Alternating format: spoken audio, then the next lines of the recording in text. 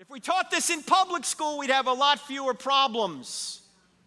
Just the logic. And here's the thinking skill. The easiest way of showing you the thinking skill is to give you an example of using it. If someone were to say, there is no truth, you should ask that person a question. What should the question be? Is that true? Yeah, if somebody says there's no truth, you're going to say, hey, is that true? Is it true that there's no truth? Because if it's true that there's no truth, the claim there is no truth can't be true, but it claims to be true. Did I say that right? Can everybody see that this is a self-defeating statement? What's a self-defeating statement? A self-defeating statement violates one of the fundamental laws of logic. The law of non-contradiction, which says opposite ideas cannot both be true at the same time and in the same sense. Look, either truth exists or it doesn't, but not both. And if you try and say it doesn't, you're uttering a truth claim. It defeats itself. It would be like if I said I can't speak a word in English. What would you say? You're using English to say it. It would be like if I said my parents had no kids that lived. Or my brother is an only child. Or everything I say is a lie. Some of you will get that tomorrow.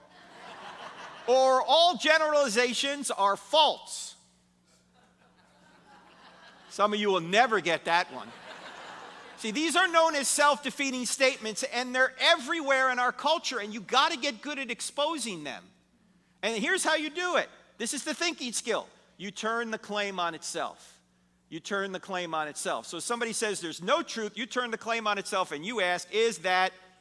And you don't even have to be unkind doing this. You're not making statements, you're asking questions, right?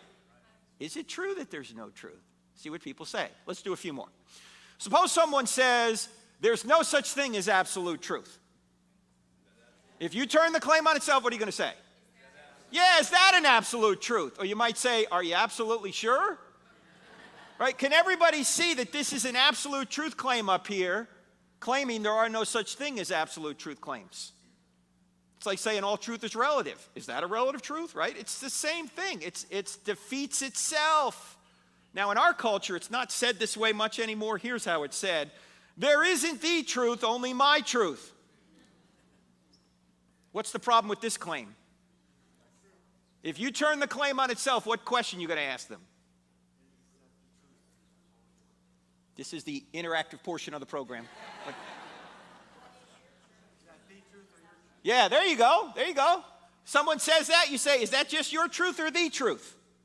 Right? Is this statement up here just your truth? If it's just your truth, in other words, just your opinion, why should I believe it? But if you're saying it's the truth, well, the first half of the statement says there are no the truths. Can everyone see this is a the truth statement, claiming there are no the truth statements? It defeats itself. It's like saying I can't speak a word in English. Now, I know this is not popular in our culture to say what I'm about to say, but it's just the truth. There's no such thing as your truth. There's no such thing as my truth. There's just the truth.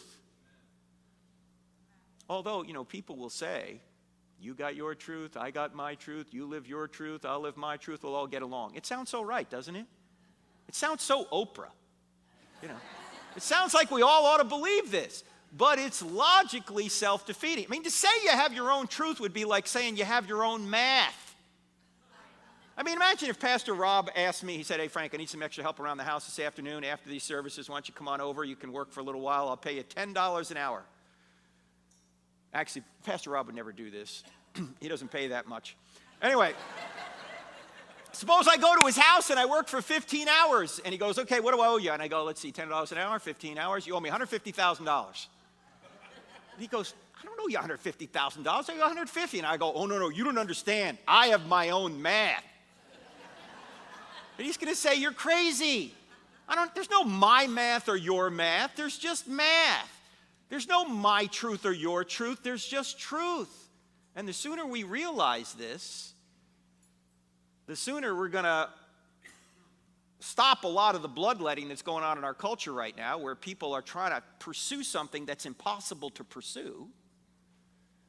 And hopefully they can get back to focusing on the truth. Now, it isn't always said this way. Sometimes it's said this way. It's true for you, but not for me. Well, Christianity may be true for you, but Buddhism's true for me. What do you say to that? This is also self-defeating. It's just a little bit more subtle. If somebody says it's true for you but not for me, you want to ask them, hey, is that true for everybody? Is true for you but not for me true for everybody? Because if true for you but not for me is true for everybody, then true for you but not for me can't be true because it's true for everybody. Did I say that right? I know that can give you intellectual constipation if you think about it long enough. But that's because it's self-defeating. It violates itself. Actually, there's a more fun way of dealing with this. If somebody says it's true for you but not for me, say, sure, go try that with your bank teller. Yeah, go to your bank teller and say, look, the economy's down, inflation's up, I need some extra money. I'd like $100,000 out of my account. The bank teller looks at your account and says, I'm sorry, you only have $6.14 in your account. It's easy to get the money. You simply say, that's true for you but not for me. Give me the $100,000. Are you going to get the money? No. If it's true there was only $6.14 in your account, that's true for all people at all times in all places when referring to your account at that time. It's just true. Or let's say you're going a little fast down Highway 101 out here. You're going 100 miles an hour.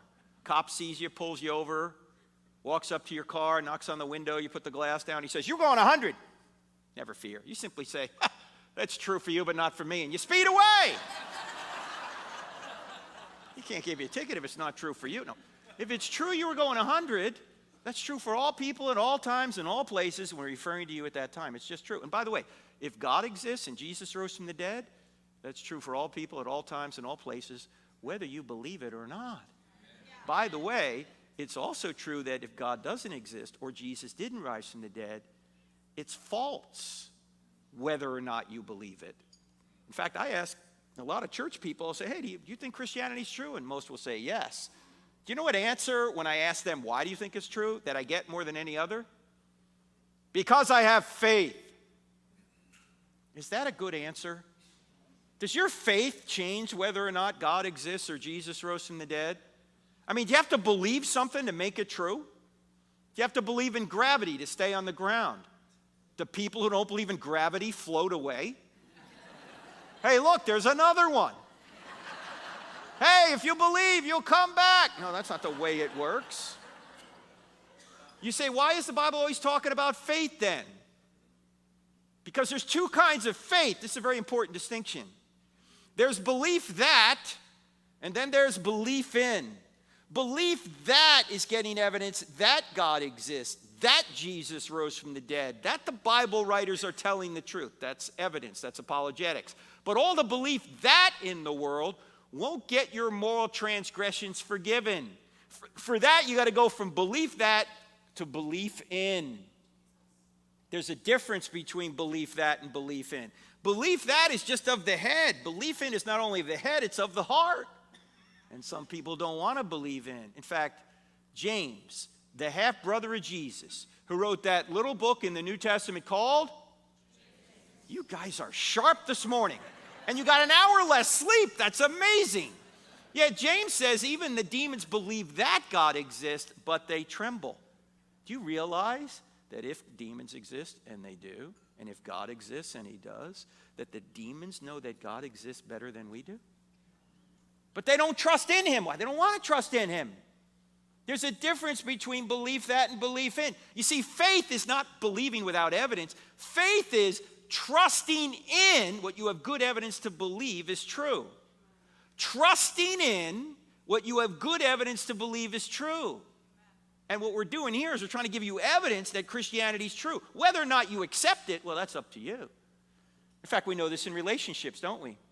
When I first met my wife 37 years ago down in San Diego, I got evidence that she would be a good wife. But all the evidence in the world didn't make her my wife. I had to take a step of trust in her to ask her to be my wife. And in a momentary lapse of judgment, she said yes. That's the difference between belief that and belief in. Belief that is just of the head. Belief in is not only of the head, but it's of the heart. Now, most of the time when the Bible's talking about faith, it's talking about second kind. It's talking about belief in. After you know that it's true, trust in Jesus for your salvation. In fact, John puts this all in one verse at the end of chapter 20, where he says that these things were written so that you may believe that Jesus is the Christ, the Messiah, and that by believing in him you may have life in his name. You get belief that and belief in one verse. But if you don't want to believe in, you don't have to. God will not force you into heaven against your will. If you don't want him now, you're not going to want him in eternity.